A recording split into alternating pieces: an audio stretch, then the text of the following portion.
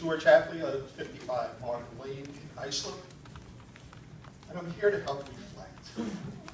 The end of the year is a time for reflection and a chance to evaluate where we've been, how we'd like to navigate the future.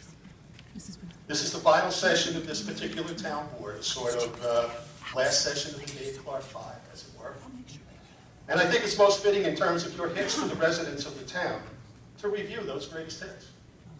It all started at the very first meeting in January 2012, when, as one of the first orders of business, you demoted Greg Dawson from his position as Parks Commissioner and appointed conservative Joe Montori in his stead.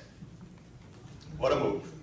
The vote was 5-0 in favor of replacing a professional with a, I don't know how to categorize him, but I'll leave it to the district attorney to define Mr. Montori's value to the residents of the town of Islip.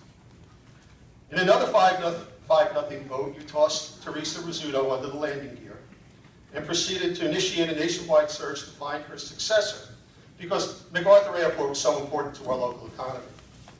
Lo and behold, after evaluating replacements from around this great nation, the new commissioner was sitting at the Republican Clubhouse at 3rd Avenue the entire time.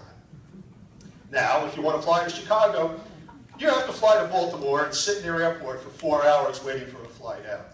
Things are so bad that the vice chairman of the Islip Republican Committee drove to the airport for free parking and demanded that 2 on-the-clock town employees drive him to a real airport in Queens.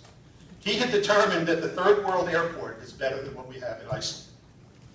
I don't want to gloss over the tax increases, but so far you haven't failed to disappoint those who enjoy paying more taxes, fees, and fines for less in government services. You campaigned and were elected to office under the banner of reducing taxes. The voters fell for it. So far, you've raised taxes over 40% in the last 3 years, and with no relief in sight. The latest tax increase was the most endearing to all of us. After publicly promising a 0% increase at a board meeting last month that was packed with residents protesting the poisoning of Roberto Clemente Park and another group of residents protesting the new rooster code, this board saw fit to raise taxes another 6%. However, you couldn't do it in a forthright manner.